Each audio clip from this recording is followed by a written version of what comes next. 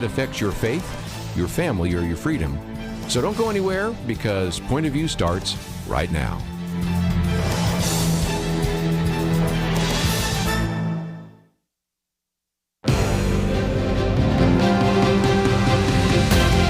Across America, live, this is Point of View.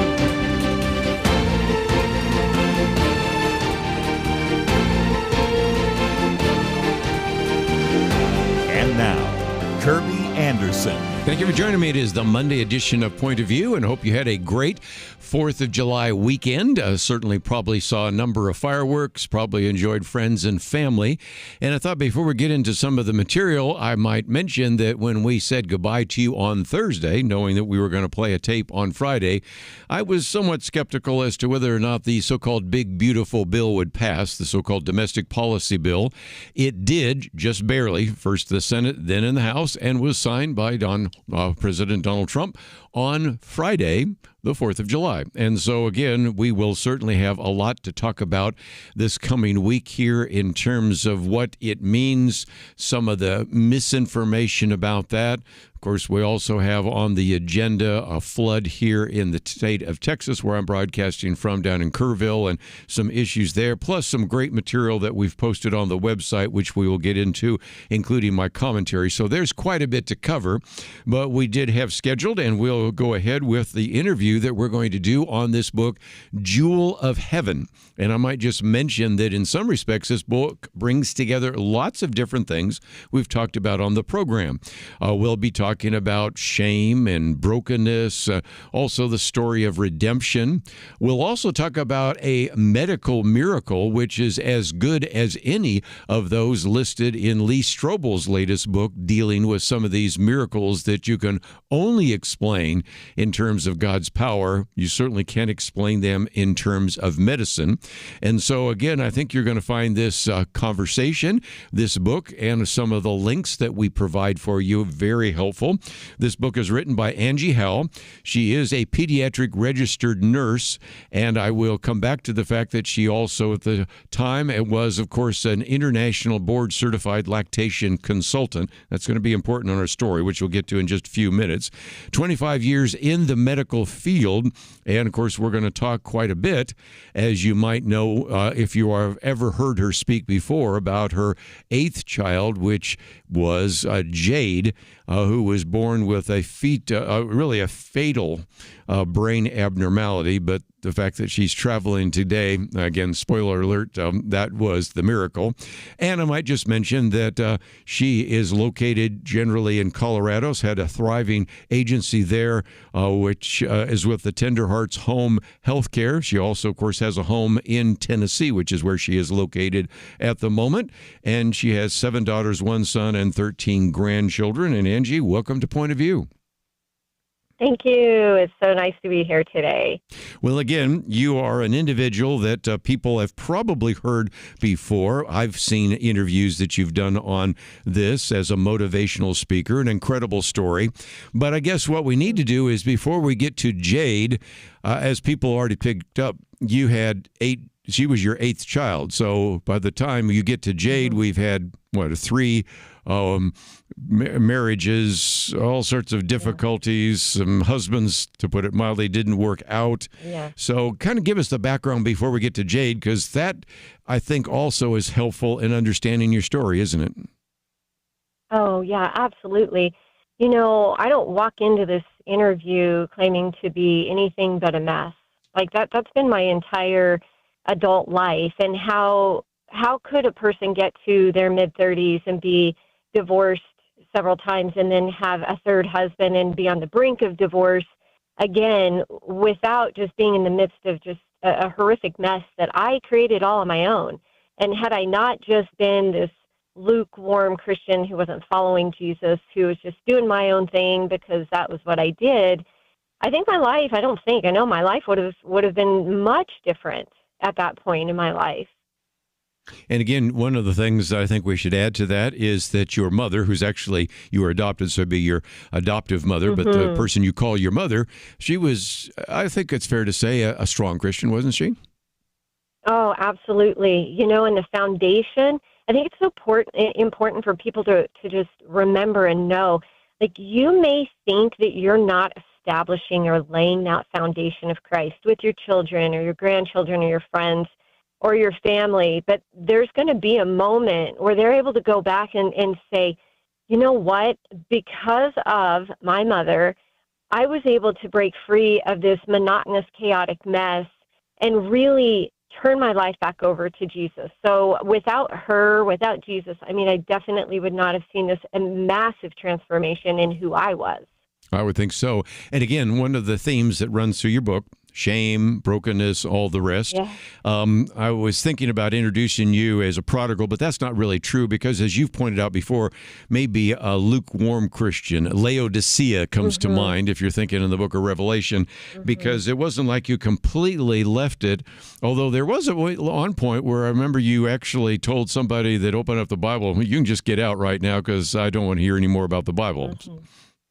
Yeah, Cousin Rich, who showed up. You know, it's a little bit into the story, but I was for sure that God had just forgotten me. And again, this goes back to when you're a lukewarm Christian and you're not just chasing the hem of Jesus, none of this makes sense. None of it makes sense. You break out a book and you start trying to read to me from the Bible when they've just told me my daughter is going to die, and I know God's left me, and it's such a chaotic, just very unnerving place to be. And to look back and you talk about shame, yeah, I mean, the shame, the blame that was just, I slathered on myself for all of the decisions and choices that I made. And then to be at that place in that hospital room and order my sweet dear cousin out of the room because he was going to open up his Bible and speak the word of the Lord to me is just, you know, another thing that took me a long time to get over, just the shame that I threw out in that entire room. Took a long time to really forgive myself for that. Well, sure.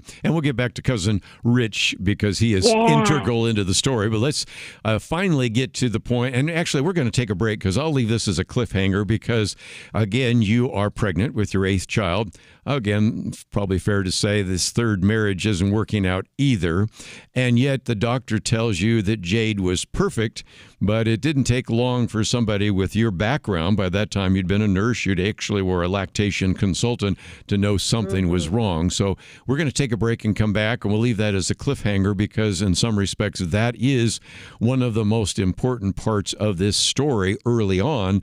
And then, of course, we have so many other things that we have unfolding there as well. So if you find yourself saying, okay, I'd really kind of like to know this story because you've already sort of built it up in terms of one that not only addresses many of the issues we talk about here on Point of View, the issue of brokenness and shame and just even the sense of whether or not what is God doing in the midst of that, a question many are even asking to this day. And then, of course, this issue of a miracle. We are going to come back and talk about that. And I might just mention that one of the people that endorses this book is Brant Hansen, who's been on the program a couple of times. He's a talk show host just like myself. He's an advocate for people with disabilities. We've talked about some of his books in the past, and I think it would be good to recognize that he has certainly seen how significant her story is and also is one of the many people that have put an endorsement in the front part of the book. If you find yourself wanting to know a little bit more, of course, you can learn more about Angie, about the book.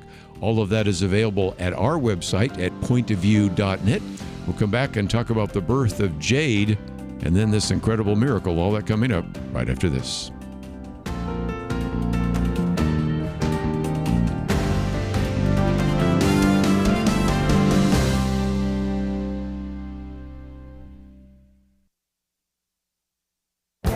This is Viewpoints with Kerby Anderson. We've seen violence in the streets. Even though the legacy media often labels the protest as mostly peaceful, we have seen many evolve into riots. The target of the violence is usually law enforcement. The Department of Homeland Security released new data revealing that ICE law enforcement is now facing a 500% increase in assaults while carrying out enforcement operations. When the report was issued, DHS Assistant Secretary Tricia McLaughlin pointed to the arrest of Robert Carlos Munoz. He is an illegal alien and convicted sex child offender. He dragged an ICE agent 50 yards with his car as he attempted to evade arrest in Bloomington, Minnesota. She warned that every day, The men and women of ICE put their lives on the line to protect and defend the lives of American citizens. At the same time, she called out some of the Democratic leaders, such as House Minority Leader Hakeem Jeffries and the mayor of Boston and Minnesota Governor Tim Walz, for their threatening statements. She also mentioned Los Angeles Mayor Karen Bass. For example, the Boston mayor and Minnesota governor compared ICE agents to Nazis. The Democratic House Minority Leader vowed to discover the identity of every ICE agent. Once published, they and their families often face threats from radical activists. She concluded that these Democratic politicians are contributing to the surge in assaults of our ICE officers through their repeated vilification and demonization of ICE. She called for the violence against ICE agents to end. The people who commit violence against anyone in law enforcement must be caught and convicted. They are responsible for their actions, but they often are encouraged by leaders who should be held accountable. I'm Kerby Anderson, and that's my point of view.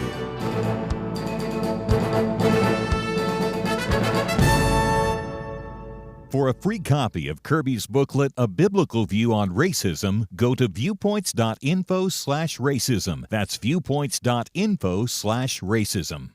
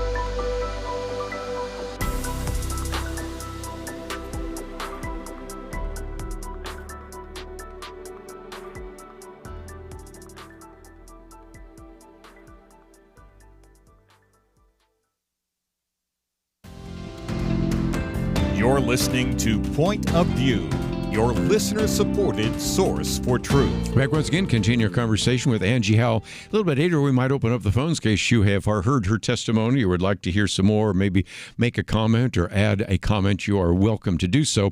The book is entitled Jewel of Heaven. And Angie, since your daughter's name is Jade, I think, first of all, we might talk about that, because Jade is the jewel, if you will. But talk about the significance of her name. Yeah, so when I found out I was pregnant, I didn't really know what to name this baby, and Jade just kept coming into my head. This is a beautiful name, didn't know what it meant.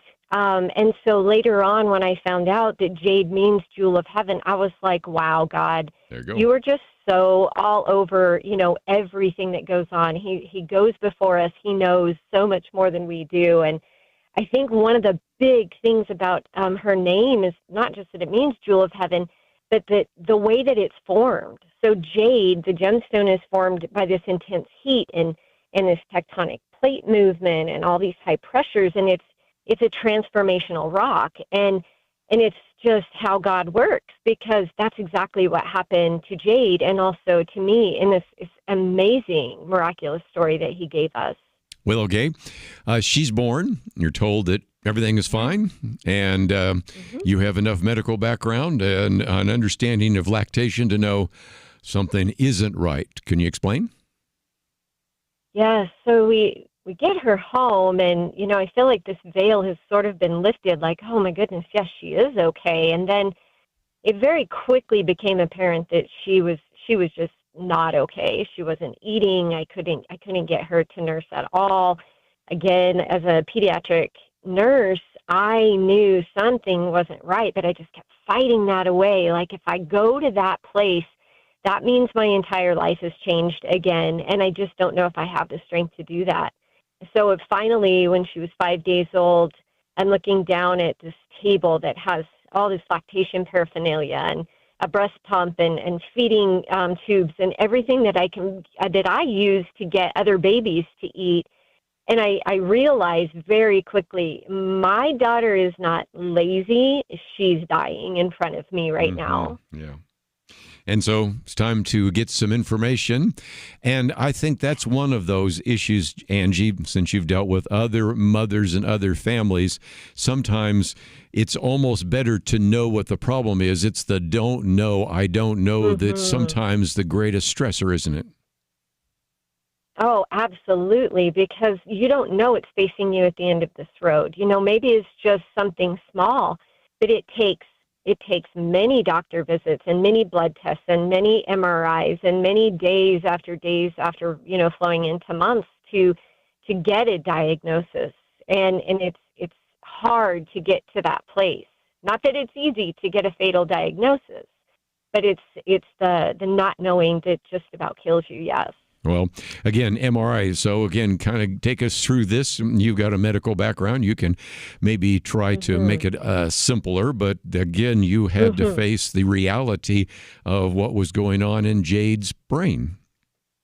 Yeah. So Jade was born with this brain abnormality. And I knew the moment that they told me, this is just a really big sentence for what it is, absent myelination of the white matter. So what that means is that her nerves and her brain were not covered with that coat of insulation that all the rest of us have. And it allows your nervous system to conduct the nerves out to your fingers and your feet. And her nervous system didn't have that. And so she was just constantly misfiring, couldn't coordinate a suck swallow. She was just very floppy. And so her muscles, her nerves, none of that was working together. And I knew as soon as they told me what that was, that this was not good.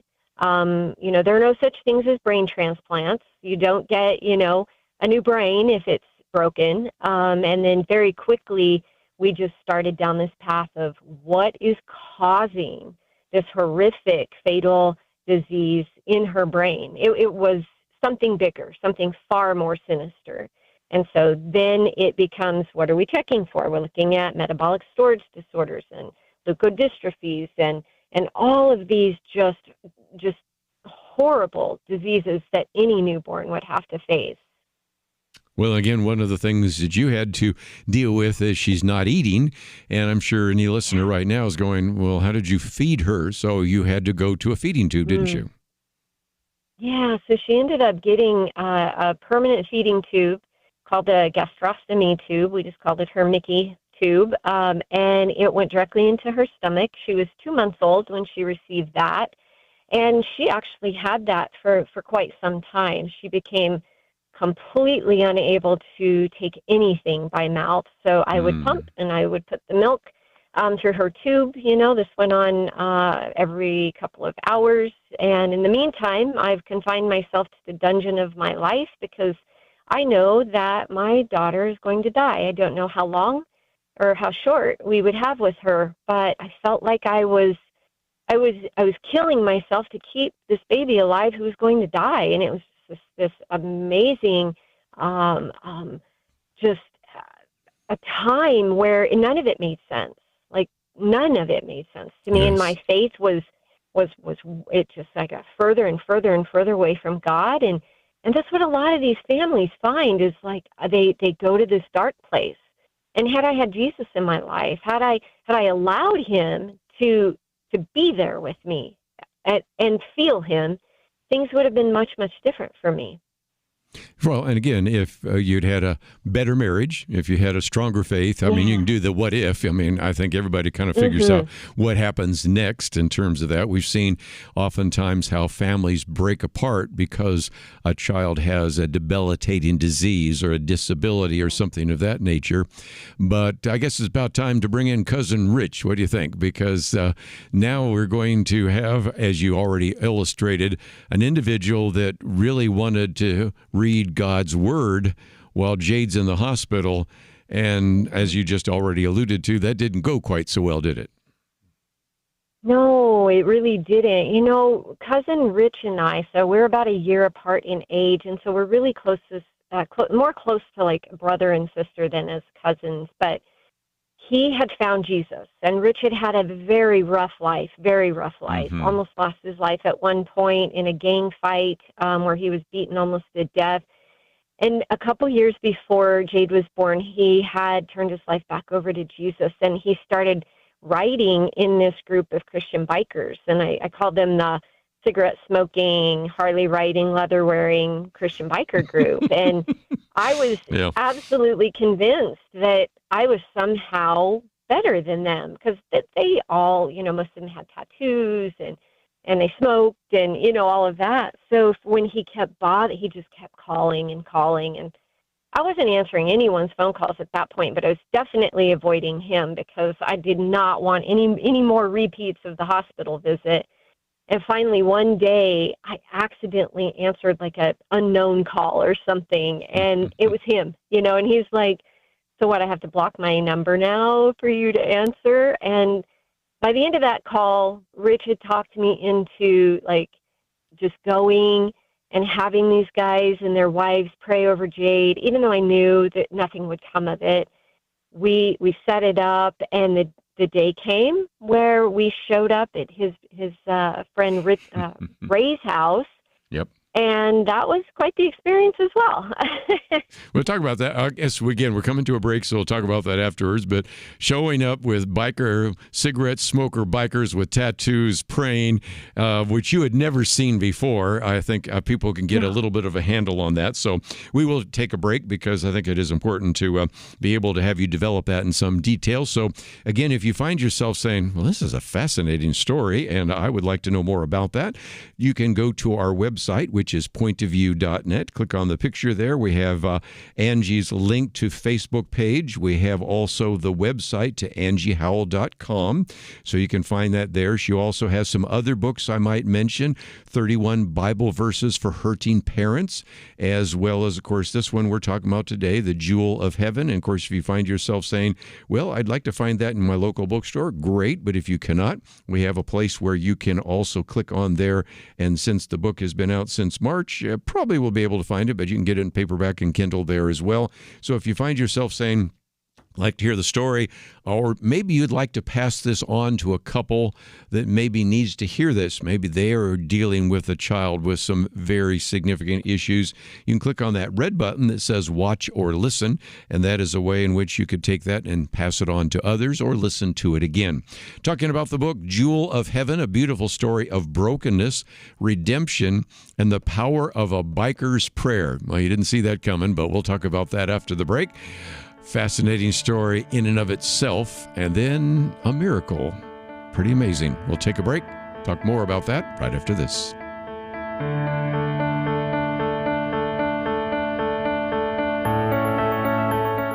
In 19th century London, two towering historical figures did battle, not with guns and bombs, but words and ideas. London was home to Karl Marx, the father of communism, and legendary Baptist preacher Charles Spurgeon. London was in many ways the center of the world, economically, militarily, and intellectually.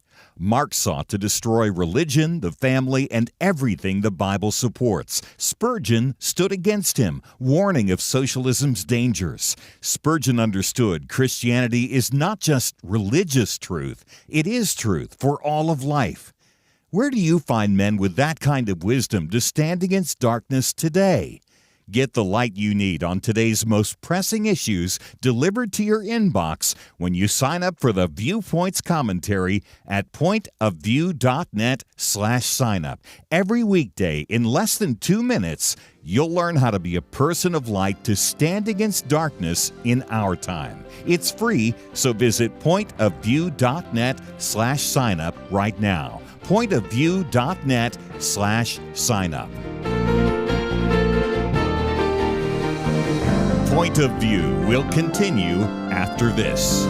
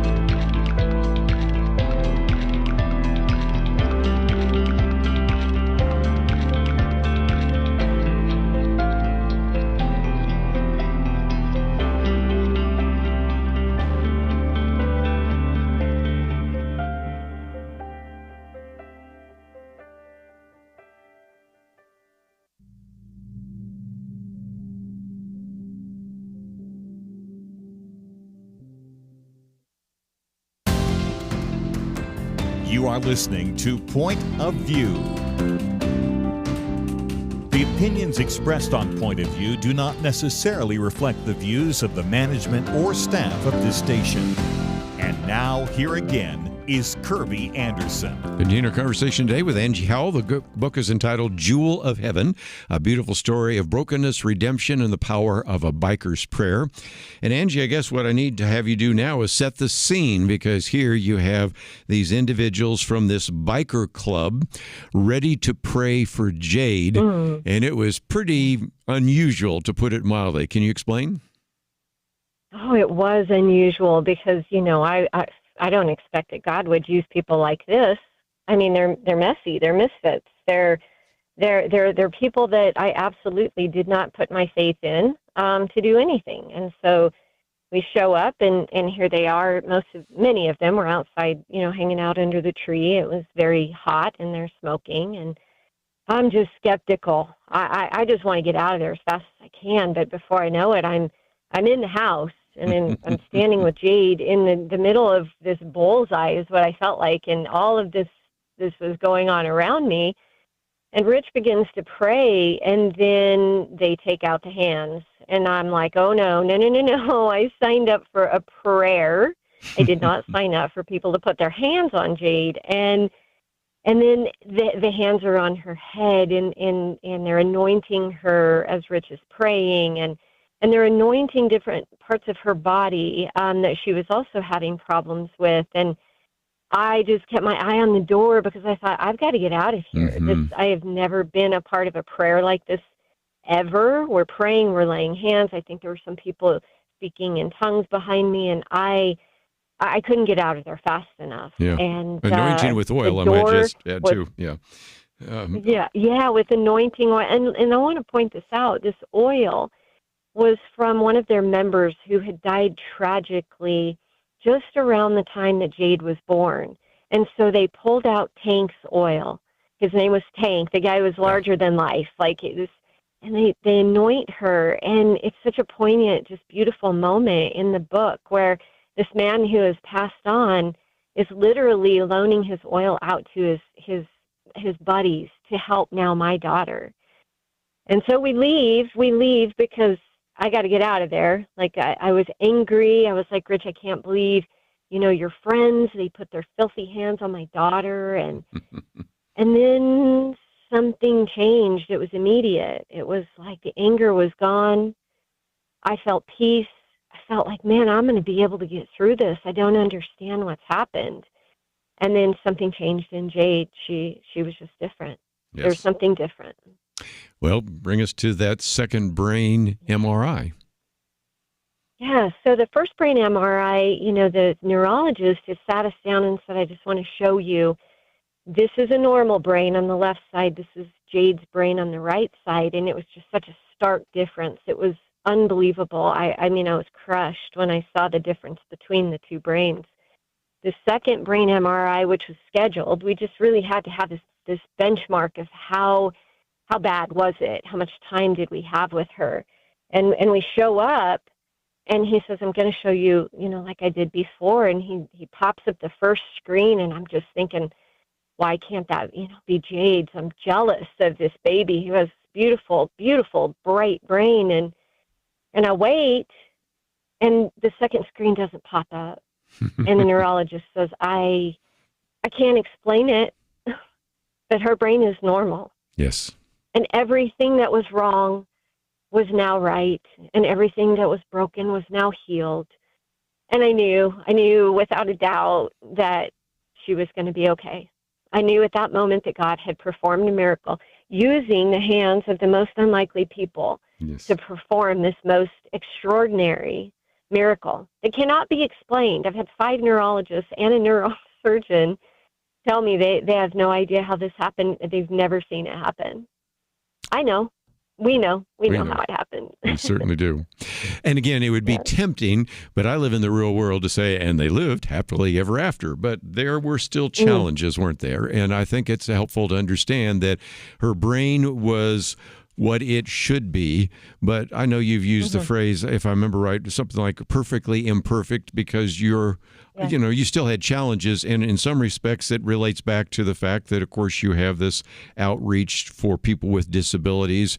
Brant Hansen, who's been on this program, endorses your book because he's been kind of a disability advocate. So kind of finish the rest of the story, because it's sometimes tempting for Christians to end there, and yet, of course, Jade just turned 18, and so I think people would like to know kind of what happened afterwards.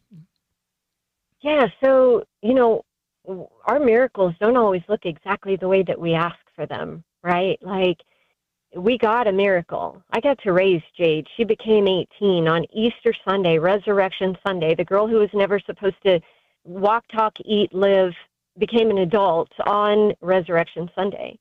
And so here we are. She had the G-tube for 13 years.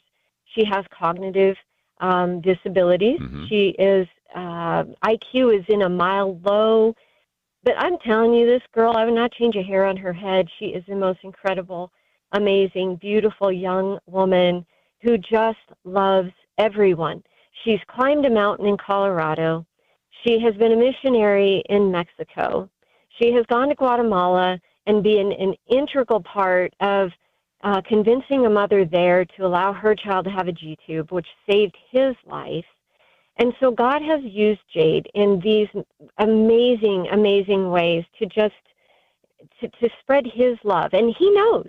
He was far ahead of us. Our ways are not his ways. Our thoughts are not his thoughts. And he has gone before us in so many things with Jade. It's just truly everything has been miracle after miracle after miracle. One of the individuals I've interviewed on this program wrote a book called Found Worthy, because he's had now two daughters that both have very significant genetic abnormalities. And when the second one came, he just said, well, Lord, what's going on? And it's like the Lord said, well, you were found worthy. You were the right parent for these children. There is a sense, Angie, where you were the right parent, part of that in terms of your background, part of it in terms of being a nurse. There are just all sorts of things that match up because of the fact that you have been a caregiver, not only to other people's children, but to your own. Yes, absolutely. And, being a nurse, it can be frightening and it can be comforting, because sometimes I know more than I want to know about the medical field, but it also gives me the opportunity to loudly advocate for my patients as well as my own daughter. And, Kerby, we are at a place in Jade's life that we first of all didn't expect for her to make it this far. But just before her 18th birthday, we received some genetic tests that show that Jade has this mutation. It had nothing to do with her problems as a baby, absolutely nothing. This mutation causes an extremely rare form of juvenile ALS, and we are now in another fight for Jade to receive treatment because she's starting to have some symptoms. But the reason I bring this up is because as I sat in my dungeon 18 years ago asking God, why did you do this? Why are we here? Why are we having to go through this? It all makes sense now. Because if we hadn't gone through what we did with her as a baby, we would not know now. We would not know now to go looking at her genetics to even try to find out what happened back then. We are now more than 6 months ahead of the game on this horrific diagnosis that she's received. And thank you, Jesus, by the grace of God, there is a new treatment. It's experimental. But Jade, we are going to the FDA in the next few weeks to get her that experimental treatment, which has been life-changing for these kids. Life-changing, saving lives, miraculous. So it's unbelievable what God has orchestrated here. Let me just say we're going to a break, and we'll come back. We'll get into a few other very short comments. But again, I would encourage our listeners to pray for Angie and Jade in light of what we are now finding out as well. But it is, again, an illustration that there are some great opportunities in the medical field, certainly to cure or to treat individuals. But it also is a reminder that the great physician is someone we need to turn to. And perhaps there is so much of a tendency for those of us, especially in the Western world, to say, well, modern medicine will solve it. I won't necessarily bother God with calling for a miracle. And this is just a reminder that indeed he's still in the miracle business. And I think this would be a great encouragement, not only to you, but maybe to others, which is why, again, I recommend the book. But also, if you want to use this interview and click on that red button on our website, pointofview.net, that says watch or listen, you can pass that on to others, or certainly you can go to the show notes and information and do that as well. Let's take a break. We'll continue our conversation a little bit longer with Angie Howell right after this.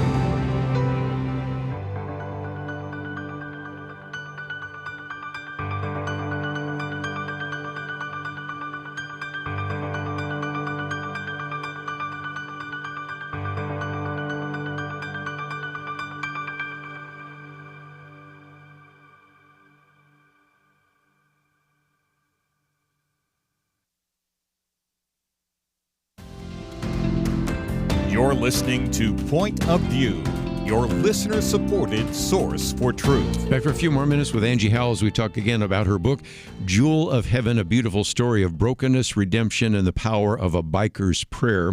And Angie, I thought we might just talk for just a minute about how God has used you to reach out to others.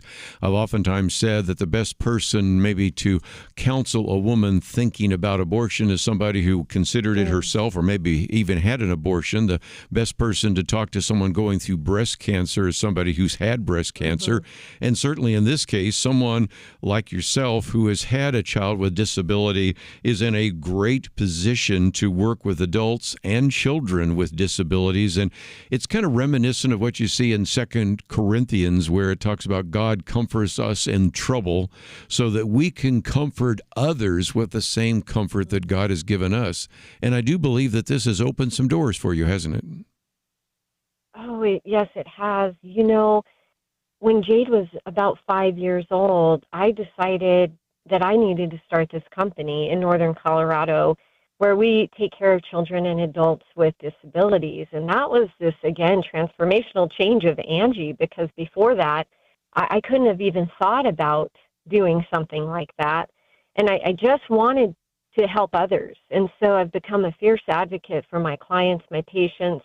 I very much have embedded myself into our community and helping as many people as we can, not just in northern Colorado, but also taking these skills and experience that God has given me to Mexico to help children there who have disabilities, and to Guatemala to children there who have disabilities. And so he has just taken something that could have been absolutely horrific and turned it into something so incredibly beautiful.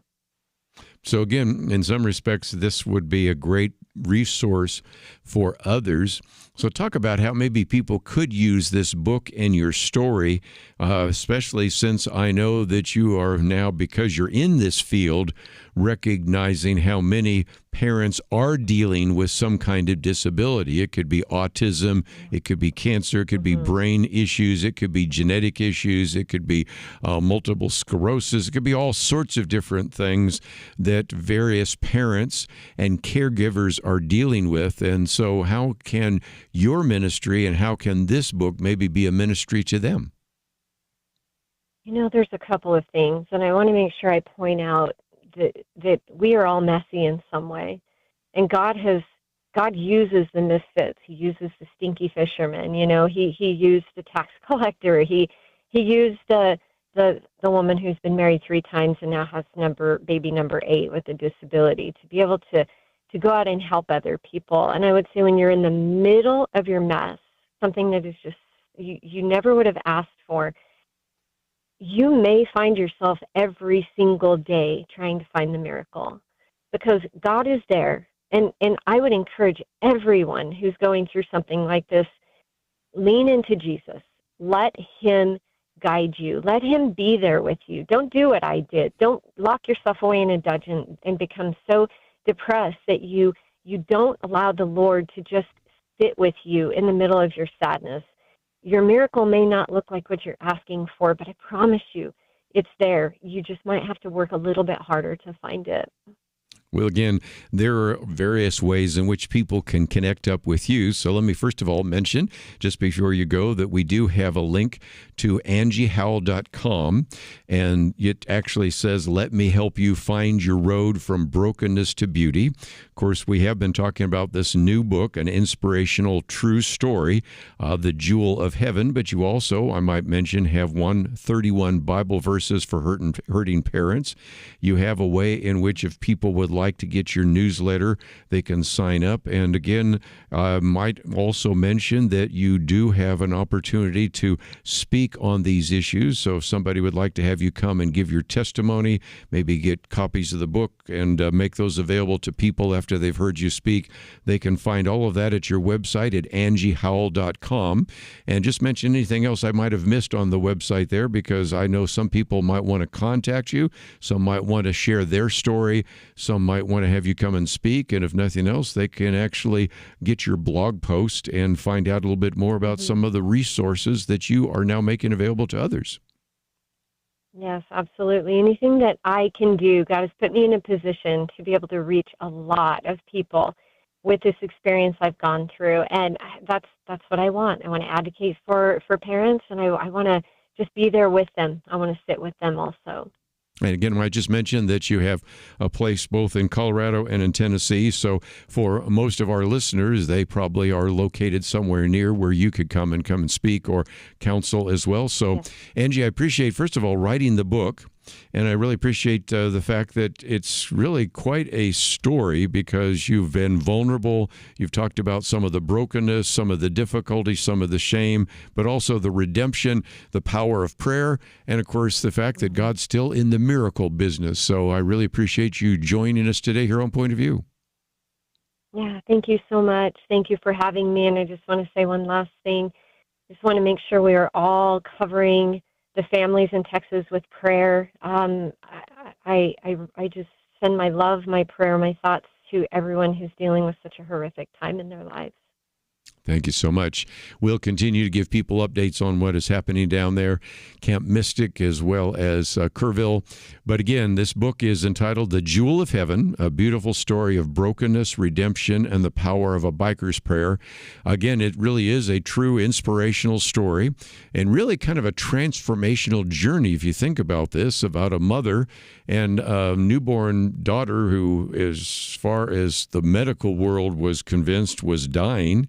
And yet, as she was willing to be honest and vulnerable and share some of the raw pain that she went through, as she does, she also was dealing with not only that, but on the brink of divorce for the third husband, and then learns she's pregnant and then goes through all of this, convinced that this fatal brain abnormality was the end.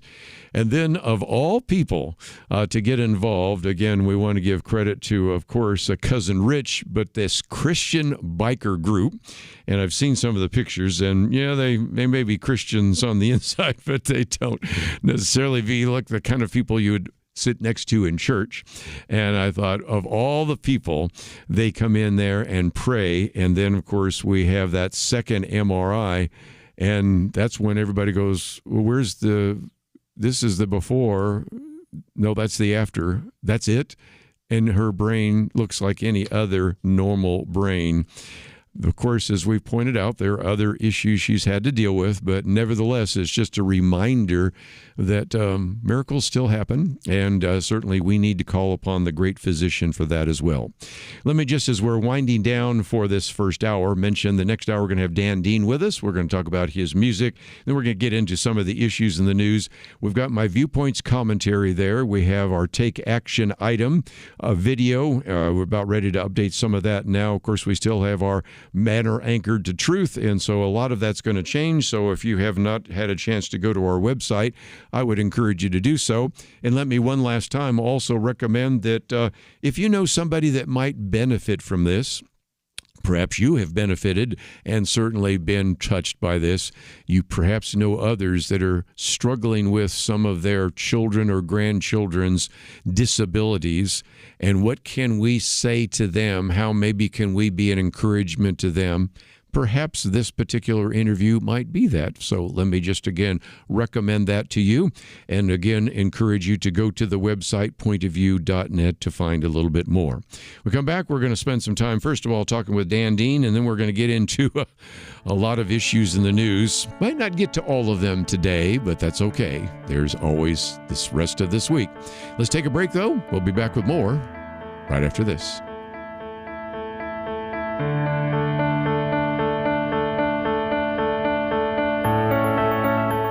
It was not that long ago that censorship appeared to be almost inevitable. Free speech was being attacked and strangled in many places. And some of us wondered if this was the end.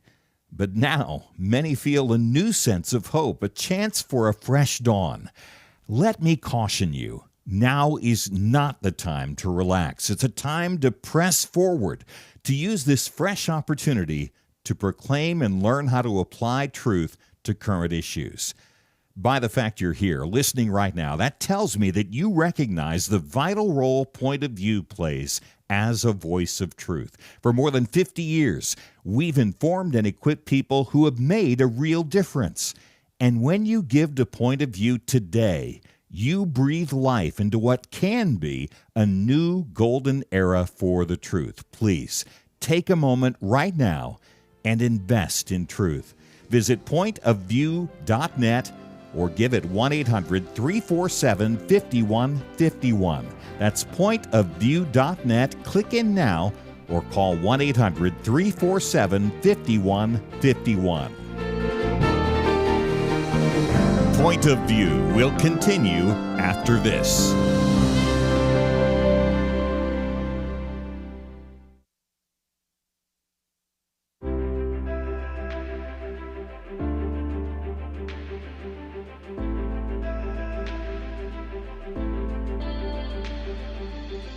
I do appreciate Point of View and what you folks are doing.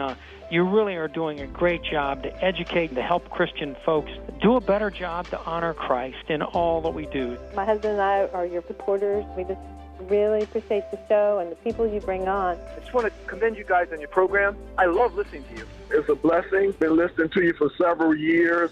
Your program has helped my family see current events and elections and politics through the eyes and the principles of Scripture. And that's been enlightening, and we're trying to pass that on to others.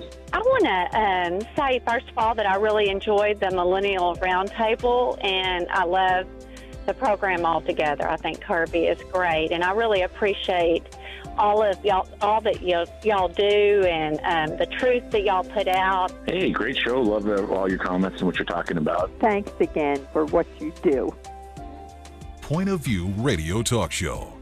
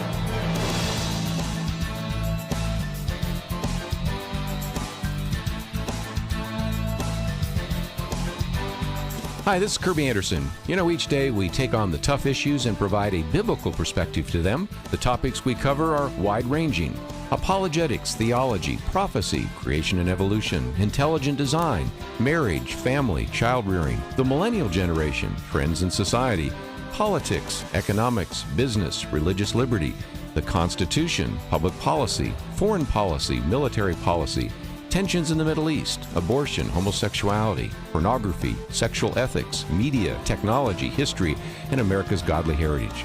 We talk about anything that affects your faith, your family, or your freedom. So don't go anywhere, because Point of View continues right now.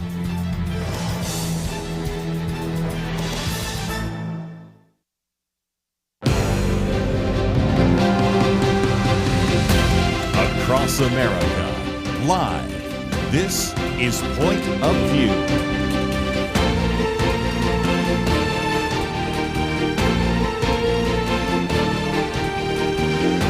And now, Kerby Anderson.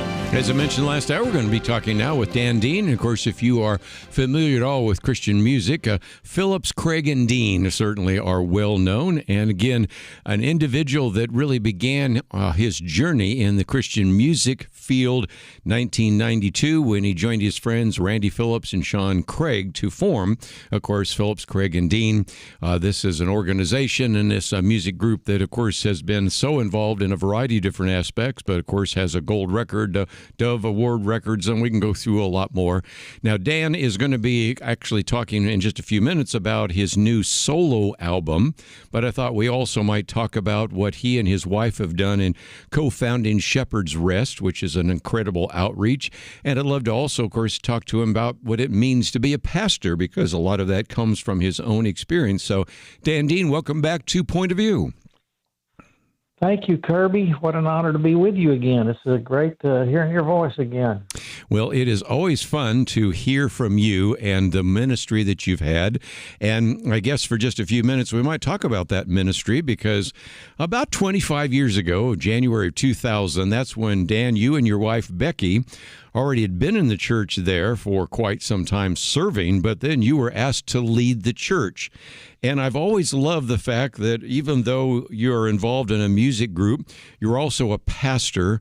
And I think that has brought quite a bit to the music and really even to the ministry model that you've provided for others. But in some respects, you probably weren't necessarily expecting that you were going to actually lead the church, but that's exactly what happened 25 years ago.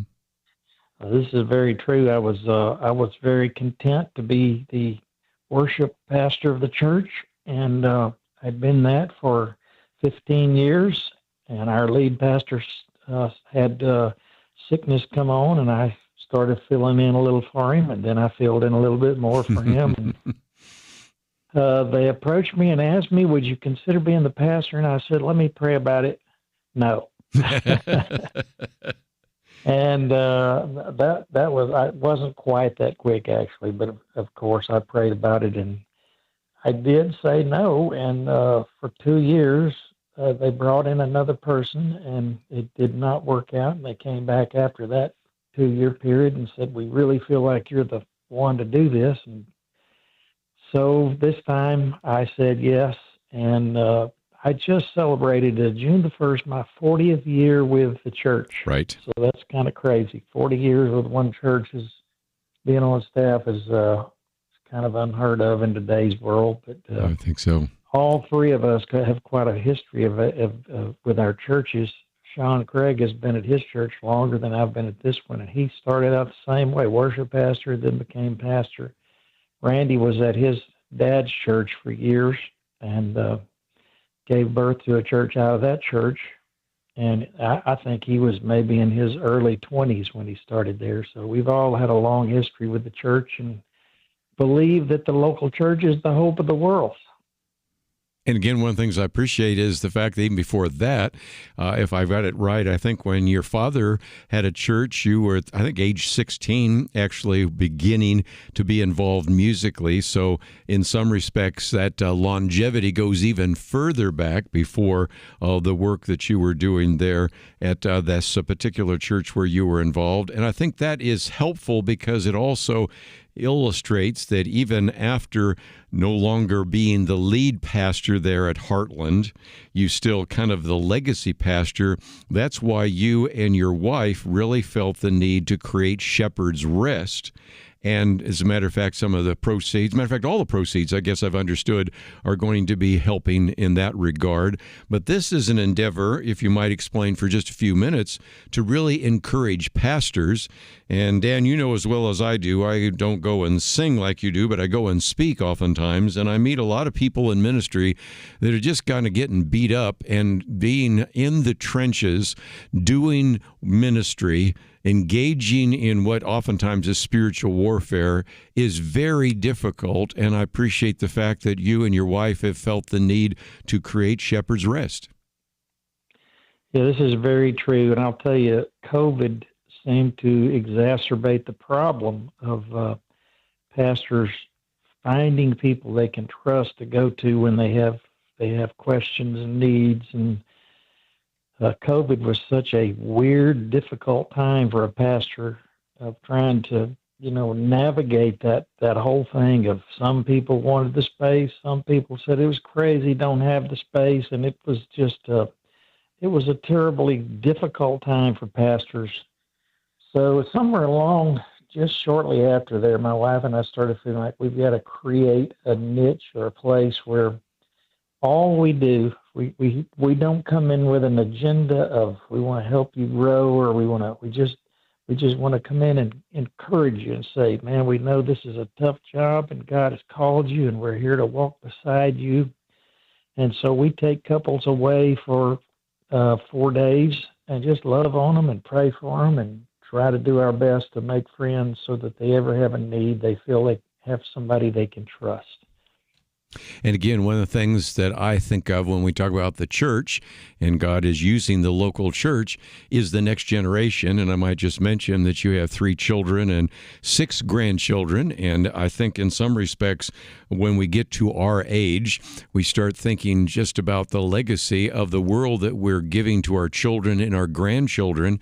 And part of that is, again, making sure that we have godly men and women in positions of leadership inside the church, leading the children's choirs, leading the Sunday school classes, of course, pastor preaching from the pulpit. Those are very important because you start thinking about what's it going to be like in the rest of the 21st century. Yeah, this is true, and I actually, Kerby, I come from a great line, a legacy. My father and my father-in-law were both pastors. My dad was a World War II saved in the foxhole guy that had his salvation experience came as he was fighting in the last few days of the war in Europe, and looked like certain death. He watched the guy next to him die, and he told God, if you'll save me and get me home, I promise you the rest of my life will be yours. And the power of that one decision. My dad had 5 sons. They all ended up in ministry. He has, at last count, probably, I want to say 8 grandkids that are in full-time ministry today, and probably a couple of great-grandkids that are already in full-time ministry. So the power of that one decision, and, we can't underestimate the power also of legacy and of pouring yourself into the next generation, your kids, your grandkids, and encouraging them to be open to the calling of God. And I've watched my own kids, and you do your best to not, call them yourselves, but I have 2 sons that are in full-time ministry, and it's a joy now to have my own kids ministering to me. It's really great. We're going to take a break, and of course he has a new solo album out called More. We're going to talk about that with Dan Dean right after this.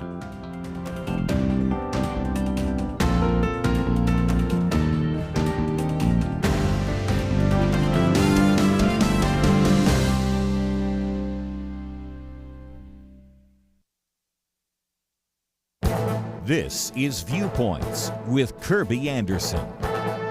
We've seen violence in the streets. Even though the legacy media often labels the protest as mostly peaceful, we have seen many evolve into riots. The target of the violence is usually law enforcement. The Department of Homeland Security released new data revealing that ICE law enforcement is now facing a 500% increase in assaults while carrying out enforcement operations.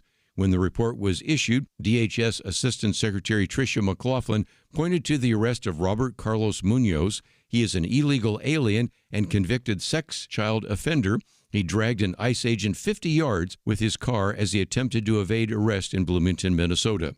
She warned that every day, the men and women of ICE put their lives on the line to protect and defend the lives of American citizens. At the same time, she called out some of the Democratic leaders, such as House Minority Leader Hakeem Jeffries and the mayor of Boston and Minnesota Governor Tim Walz, for their threatening statements. She also mentioned Los Angeles Mayor Karen Bass. For example, the Boston mayor and Minnesota governor compared ICE agents to Nazis. The Democratic House Minority Leader vowed to discover the identity of every ICE agent. Once published, they and their families often face threats from radical activists. She concluded that these Democratic politicians are contributing to the surge in assaults of our ICE officers through their repeated vilification and demonization of ICE. She called for the violence against ICE agents to end. The people who commit violence against anyone in law enforcement must be caught and convicted. They are responsible for their actions, but they often are encouraged by leaders who should be held accountable. I'm Kerby Anderson, and that's my point of view.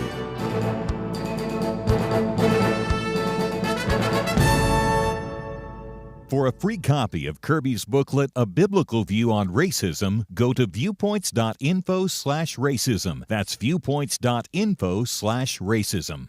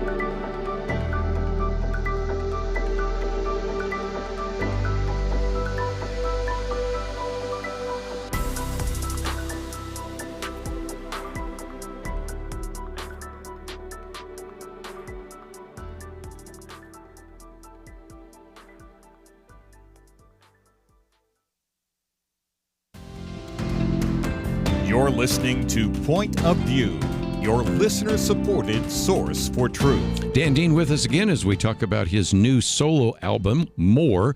Features 11 tracks, 8 of which he wrote or co-wrote, and really a collaboration with kind of a who's who of different individuals, some of which, interesting enough, Dan, were written during the COVID pandemic. And I'd like to step back for just a minute and have you kind of explain the whole situation in which you find yourself no longer partnering and doing the kind of harmonics that you are best known for, but instead working with a variety of other individuals and actually having a solo album.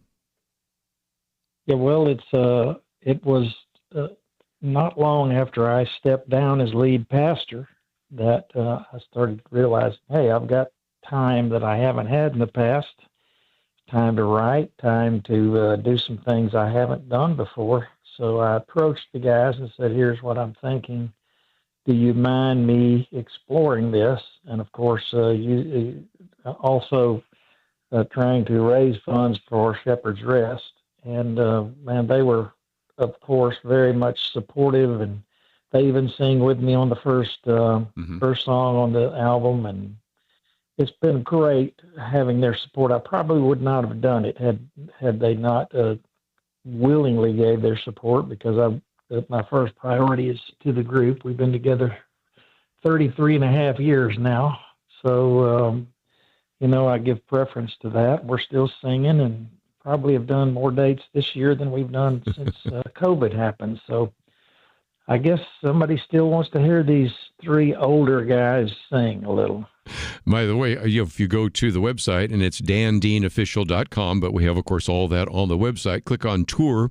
Nothing listed under solo events, but under the Phillips, Craig, and Dean tour dates, you guys are busy. I mean, it is busy. And just an illustration, again, that I think I've said before, in my 70s, I may be more busy than I was in my 30s. But whether that's true or not, it feels like it.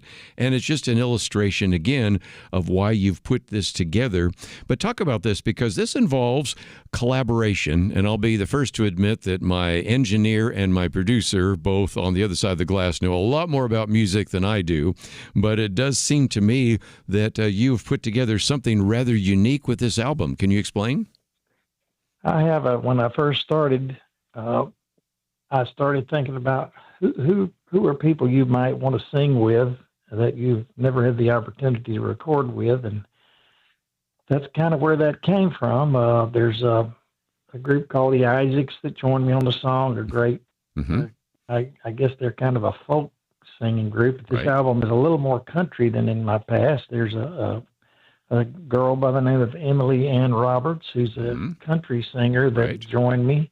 My son joins me on the song, Christine Dante of Out of the Gray fame and back in the day. And, there's just several other folks that join me, and it's a collaborative effort. I don't know that there's any song that I'm singing just by myself. Well, maybe the very last song, a song called In the Room.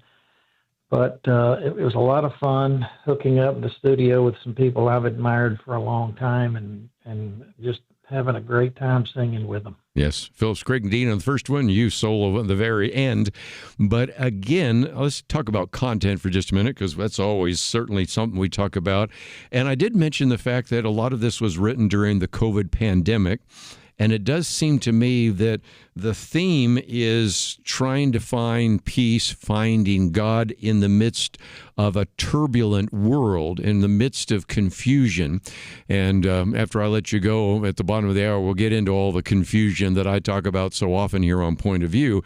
But if you thought we were really facing turbulent times in 2019, 2020, 2021, here we are in 2025, and it's been just kind of a whirlwind with a new president, with things happen in the Middle East, things happen here in the country, polarization. In some respects, you're really trying to point people in the midst of the confusion, the chaos, and the turbulence back to Christ, aren't you?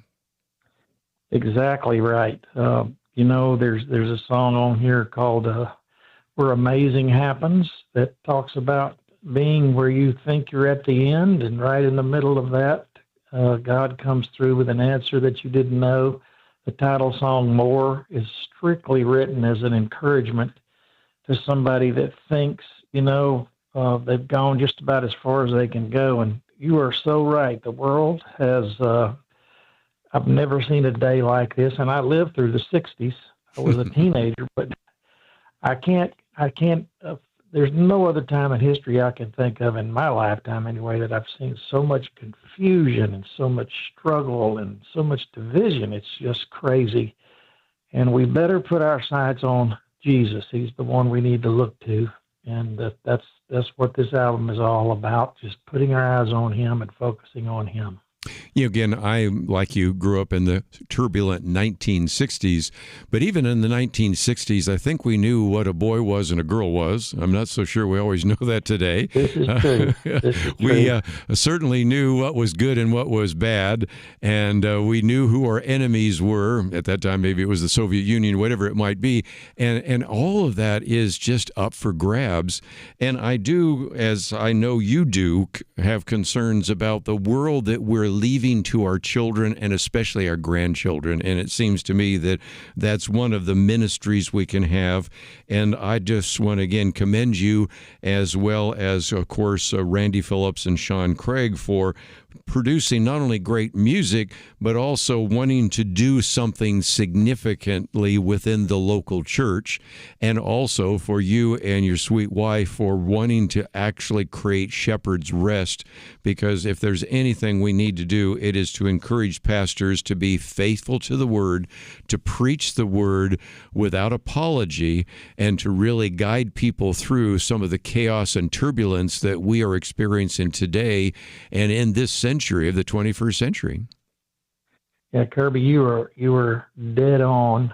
And if we ever needed men of God who will stay true to the Word and look to Him for answers, because, hey, we know it's never going to come from government. The church is the hope of the world. God is the hope of the world. And you can look at things that are happening and be encouraged, but in the long run, our hope and our help comes from the Lord, as Scripture says. And we've got to get into the Word and stay true to His Word as men of God. I might just mention that as we do have a link to dandeanofficial.com, if you go to the news section, you can find out a little bit more about this new solo album more. I'm sure you can find it anywhere where you can get music, and I would encourage you to do so. If you click on the button that says tour dates, of course, you have the ones for Phillips, Craig, and Dean, and who knows, there may be some tour dates in the future for your solo album. But I was looking down this list, and again, you're going to a lot of places where I've spoken, like at Mount Hermon and a variety of other places, Asheville, North Carolina, but also for all sorts of other places. We broadcast all over the country. And so those of you that are in Georgia or Virginia or North Carolina or Tennessee or Ohio, or I'm just making the short list of various places where you're going to be, California, you're going to have a chance to hear these individuals. And so if you'd like to meet them face to face, I would encourage you to do so. And if you'd like to contact him, there's a contact button there as well. So Dan Dean, we appreciate the work that you have done. And one last time, I just want to say thank you for the fact that you and Becky have established Shepherd's Rest. I certainly wish you and your family well, and it's been a delight to have you on the program with us today. Kerby, great to be with you, and keep up the good work. What you're doing is so very important in light of things that are happening with our media today. So I encourage you as well. God bless you. Keep doing the good work of faith, man. Thank you so much. Let's take a break, and when we come back, got a good piece by John Fund. I might just mention I just received the Outlook that we haven't even mailed yet because it doesn't come out till August, but we have an article in there by John Fund, and he's been on the program with us before. James Lynch talks about the so-called MAHA movement, Make America Healthy Again, and some very encouraging things happening there.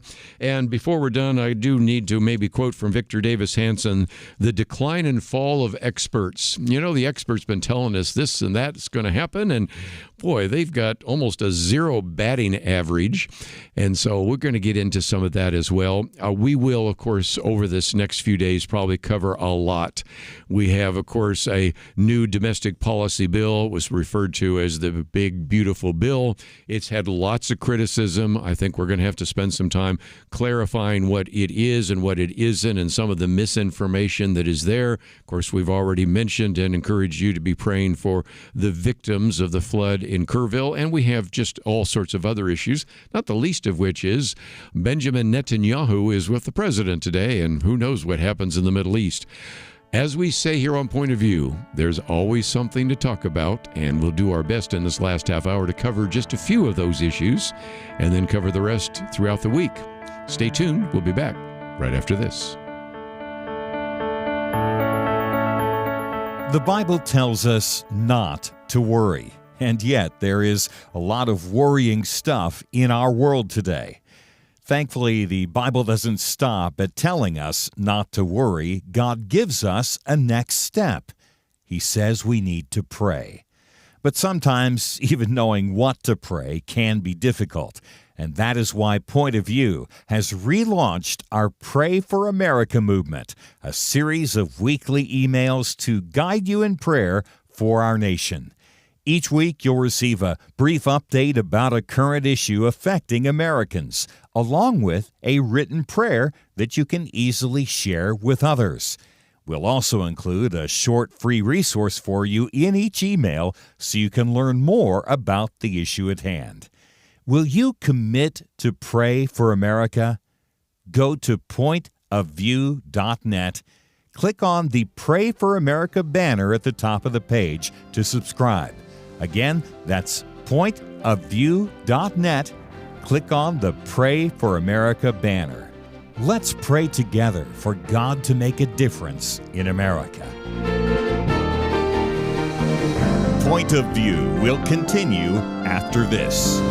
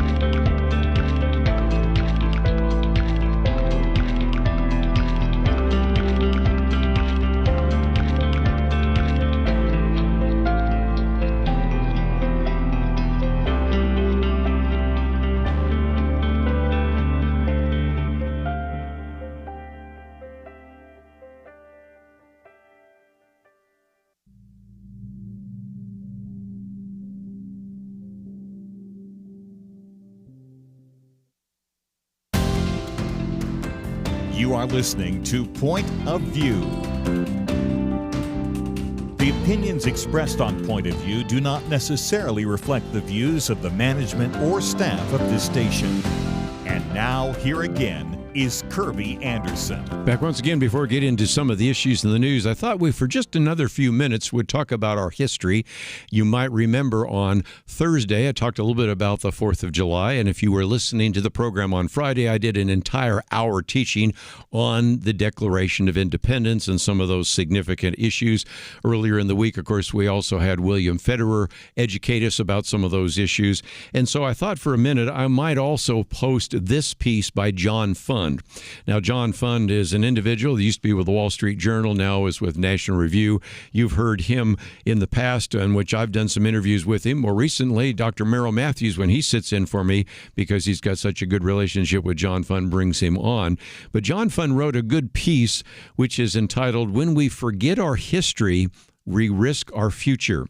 And I think we need to understand that we are now entering into a year in which we're going to be talking a lot about the 250th anniversary of this nation. This is important because on July 4th, 2026 will be 250 years. And so we have now about 360 days left of this. And I think it's going to be, and actually probably less than that, it's about 350 something now of days in which we'll be talking about that. I know my own pastor wants to do some things to commemorate the 250 years. President Trump has talked about wanting to do some things to commemorate that. And this piece by John Fund is a good reminder of that. He begins by actually citing the Gallup poll that we talked about last week, in which he says the partisan gap on basic patriotism is now the width of the Grand Canyon. And that is, if you look at Republicans in 2001, it was about 90% said they were extreme or very patriotic, and now it's 92%. But the difference is from Democrats, it was 87% now to 36% that say they're extremely or very proud of America. And of course, then when you get to Generation Z, those would be, as he says, adults born in 1997 or later, you have only 24% of those individuals, Gen Z Democrats, that do. So you can see that this idea of love of country, being proud of your country, patriotism, it's really on the way out. And he points out that there are all sorts of explanations for that, from poor economic prospects for young people to greater partisan rancor. But he then points something to I point to, and that is, if we aren't teaching in the public schools, and frankly, we're not always teaching it in the private schools, about a positive view of America's founding, then what would you expect?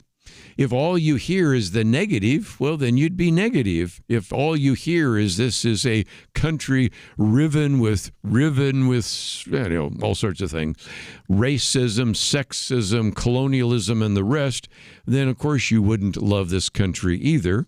I've said before, we have some very dark chapters in American history. We need to teach that true, but we also need to teach true history that does not gloss over all the greatness of this country. And part of it is just what he says is a shocking level of ignorance. A majority of the respondents didn't know why the American colonies even adopted the Declaration of Independence on July 4th, 1776. Young people were the least likely to know, with 65%, in other words, 2/3 almost, of the 18 to 29-year-olds who did not know. Ronald Reagan, one time in his farewell speech that he gave before he left the Oval Office, said, "Are we doing a good job teaching our children what America is and what she represents in the long history of the world?"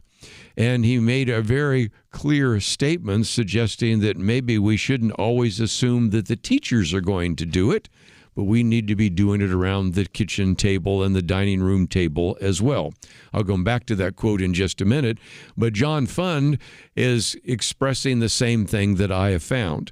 Now that I do radio every day, I'm not on college campuses very much, but I don't think it's changed much, and I have a chance to watch what Charlie Kirk and Ben Shapiro and a variety of others are experiencing, and it's no better. And John Fund says that in the last 3.5 decades, if it's taught us anything, it is just how prescient Reagan was. He says, every time I speak to high school or college classes, I am stunned by what students haven't learned.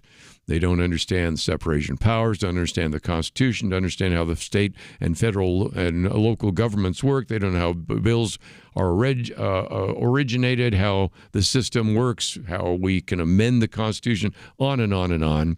And he says, now we have, because of this big, beautiful bill act, school choice programs might be flourishing, especially in light of some of the Supreme Court decisions. But back to a Reagan quote. Reagan himself said, all great change in America begins at the dinner table. So tomorrow night in the kitchen, I hope the talking begins. And children, if your parents haven't been teaching you what it means to be an American, let them know and nail them on it. This would be a very good American thing to do. So it's a very good piece, and I want you to know that one of the things we're going to be working on more and more here at Point of View is talking about this education that needs to take place. We, of course, have already produced booklets on everything from constitutional interpretation to the Federalist Papers, even the role of pastors, patriot pastors.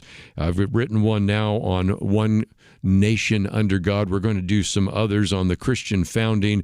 And so not every booklet between now and July 4th, 2026 will be on America's founding, but a number will be, because I see this as a great opportunity to teach you, so then you can teach your children or your grandchildren some of the lessons that should have been taught in the public schools, should have even been taught in the Christian schools, but oftentimes are not. Let me just real quickly mention before we take a break that we've got this very good piece. James Lynch reminds us that Robert F. Kennedy Jr. has really been working not only at the national level to make America healthy again, but even at the state and local level. The places where we've seen some very significant changes have been in West Virginia, Oklahoma, Indiana, Utah, Texas, Arizona, Arkansas, and Louisiana, to mention just a few. Some of them have provided waivers for SNAP, which is, of course, food stamps, so that we can actually use the money that taxpayers provide for people under the poverty level to buy nutritious foods rather than just food that is full of sugar and caffeine and things of that nature. We also have seen various states, Louisiana, for example, just signed legislation to restrict artificial food dyes in school meals and require physicians to take continuing education programs in nutrition. We've had all sorts of questions in other states about whether or not we could give those exemptions, which we have in places like Arkansas and Utah, through, again, the Agricultural Secretary, Brooke Rollins. And we've also seen, again, the emphasis here to try to address some of these chronic issues. So since I'm in the state of Texas, let me just mention one piece of legislation, Senate Bill 25, and that's now signed by the governor, Greg Abbott, which requires food labels containing more than 40 additives or dyes that are restricted or banned in other advanced nations. That'd be like the UK, Canada, Australia, that you would at least have to warn people about that. It also provides funding for new nutrition education programs. It requires more physical activity requirements for public school students. And in a sense, is just simply saying, look, we hear all the time, why can't we be more like Europe? Well, let's be like Europe, because if you look at these G7 nations, a lot of things we put in our foods, they are not allowed to put in their foods. So various kinds of additives, various kinds of food ingredients, which are banned or restricted in many of the so-called G7 nations, are certainly still in our food here. And if you look at the increase in obesity and chronic disease and the rest, you recognize that we need to turn that around. And that really has been the goal of the Health and Human Services Secretary Robert F. Kennedy Jr. I saw an interview he did just the other night in which he once again said something I've heard him say before, and that is for years he'd been praying that God would put him in a position where he could try to see what he could do to address these issues of chronic disease that he has seen among his grandchildren, his cousins, and others. And certainly he's been put in that position by Donald Trump. And I just wanted you to know that there are so many successes happening right now with Make America Healthy Again. And so that's our second article for you to read today.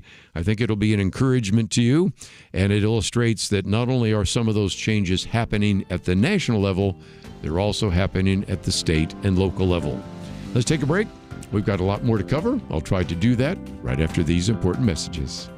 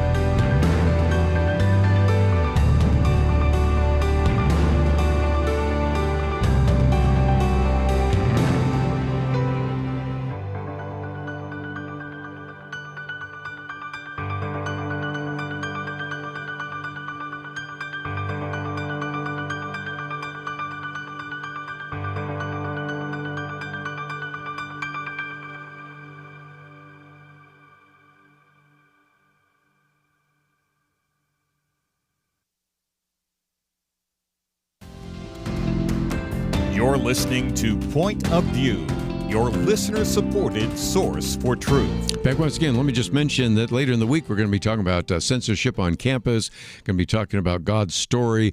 As a matter of fact, Friday, we have Kelly Shackelford, as well as another one of his lawyers with us as well, and we'll talk about the fact that the Supreme Court, as I mentioned last week, have accepted one of his cases, and so far, he's won every single case before the Supreme Court. This one, I think he's going to win as well. It's the Olivier case having to do with whether or not you can ban somebody from preaching the gospel on a public forum. I mean, this one shouldn't even be a question. It should be another one of those 9-0, but You just never know, but we'll talk about that later in the week. So we have lots to cover, but let me just mention real quickly that this piece by Victor Davis Hanson was very important because he talks about the decline and fall of our so-called degreed experts. Now, because he is an individual with a doctorate, because he works at the Hoover Institute, which is tied into Stanford University, and he's seen some of these individuals that are so-called experts at Stanford, or of course I've been privileged to go to an Ivy League school and another one that's sort of what sometimes they call a pseudo Ivy League school. You recognize that just because they're called experts doesn't mean they know a whole lot. And he gives just 5 examples of where the experts were wrong, and I'll just run through them very quickly, but would commend to you the 5 pages that he goes into all of this. But the first is that he said that there was just so much hysteria about these tariffs. And he reminds us of some of the hysteria back in March when we were told by university economists, most of whom had PhDs in investment and finance, and said we're headed for a downward inflationary or recessionary spiral. They couldn't make up their mind which one was which. And the other day I had a woman turn to me and said, these tariffs, stock market's higher than it's ever been. But nevertheless, they even said that some of the things that President Trump was talking about were foolhardy and were just guaranteed that we were headed towards a recession. By the way, I think before long we may hit one simply because of some of the issues that have nothing to do with his policies, but everything to do with this growing debt load in not only this country, but around the world. But we'll leave that for a few minutes. And of course, then, if anything, he says recent data shows an increase in revenue from tariffs. Personal real income and savings were up. Job creation exceeded. Now, this has been 4 months in a row where the job numbers were higher than they were predicted. There's no surge in additional inflation, and the supposed stock market that was going to crash actually hit historic highs. And he says most Americans recall that mere threat of tariffs and some of what he calls Trump's jawboning actually led to several $1 trillion in promised foreign investment and at least some plans to relocate manufacturing assembly back to the United States. So far, so good, but that's the first one where the predictions didn't quite pan out. Number 2, he says economists and bureaucrats were equally wrong on the border. We were told for 4 years that only comprehensive immigration reform would stop illegal immigration. He says, in fact, most Americans deferred. They knew firsthand that we had more than enough immigration laws. But as you heard the president say this last time at the State of the Union address, it wasn't we needed new laws, we just needed a new president.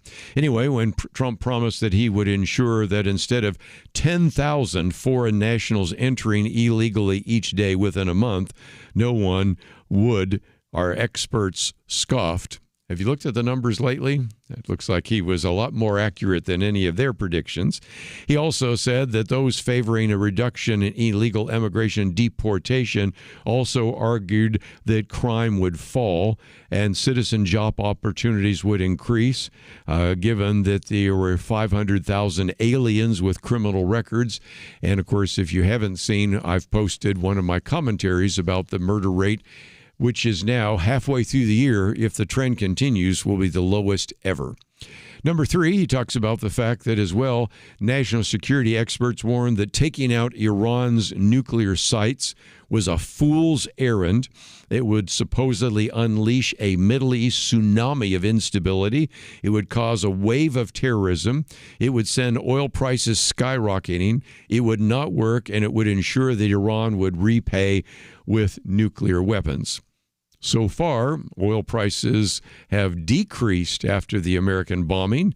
A 25-minute entrance into Iranian airspace and bombing led to a ceasefire, not a conflagration. And all the threat that, China would get involved, they just want to see the Strait of Hormuz closed, so they didn't do much. Russia, well, they're kind of bogged down with this Russia-Ukrainian war, and so that is certainly the case. What about these waves of terrorism? Well, if you've looked at where Hezbollah, Hamas, and the Houthis are right now, they've suffered some pretty significant losses from Israel. Number 4, I won't get into that much, the idea that Trump would just blow up or destroy or cripple NATO. And yet, look what has happened. We now see that now from 6 to now 23 nations are meeting their 2% GDP defense spending promises. That one's significant enough, but I'll go on to number 5. And that is, we also had our scientific pollsters who have, in the last 3 elections, been really quite wrong, and nevertheless never seemed, as he points out, to actually factor in what he calls crackpot ideas like defund the police, transgender males competing in women's sports, open borders, and the rest. And again, some people even said, where did these ideas come from? And he has a good answer. Well, from the university and higher education in general. And also from groupthink, he says, what about those 51 intelligence authorities who all swore to us that Hunter Biden's laptop was something that was cooked up by the Russians? So the point he's making is simply this. The degreed class, these so-called experts from prestigious universities with very prestigious degrees, sometimes they can be wrong. Oftentimes they are, because, first of all, they may have received them from marquee universities, but they are universities where it doesn't allow free think, free expression, free speech, and as a result, oftentimes they're in sort of a silo where they just talk to themselves and don't necessarily get in contact with common sense. Also, he points out that Donald Trump has this ability to drive some of them insane. You've heard the phrase about the Trump derangement syndrome. We've seen that. And he also points out that the sad reality is these universities sometimes tend to be fairly mediocre. If you've had a chance to maybe go to a graduation recently, oftentimes they will post what was the doctoral dissertation for the individuals receiving a PhD at that university. And I look at some of those and shake my head and think, are you kidding me? But that's the world that we live in. All that to say, just because a person claims to be an expert doesn't necessarily mean they are right. And if nothing else, I thought this was a very good piece to once again remind you, you need to be skeptical. You don't always have to believe everything that somebody says just because they write it in a book, just because they say it in an internet post, just because you hear it on radio, even this radio, or because you hear it on television or see it on TV. It's worth checking out, and many times the experts have been wrong. Well, we hope that we've given you a great bit of information today that will be helpful to you and your family. Once again, I hope that if you know people that would benefit from the testimony by Angie Howell, you would pass them on to them as well. First of all, it's always helpful to have Megan engineering the program, and it is great to have Steve back from doing his particular film. I'm going to see him in the big screen soon, but if nothing else, we look forward to seeing you tomorrow right here on Point of View. It almost seems like we live in a different world from many people in positions of authority. They say men can be women and women men. People are prosecuted differently or not at all, depending on their politics. Criminals are more valued and rewarded than law-abiding citizens. It's so overwhelming, so demoralizing. You feel like giving up. But we can't. We shouldn't. We must not. As Winston Churchill said to Britain in the darkest days of World War II, never give in. Never give in. Never, never, never, never yield to force. Never yield to the apparently overwhelming might of the enemy.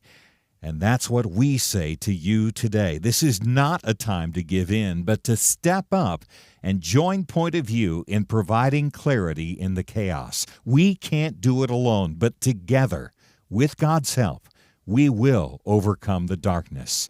Invest in biblical clarity today at pointofview.net or call 1-800-347-5151. pointofview.net and 800-347-5151. Point of View is produced by Point of View Ministries.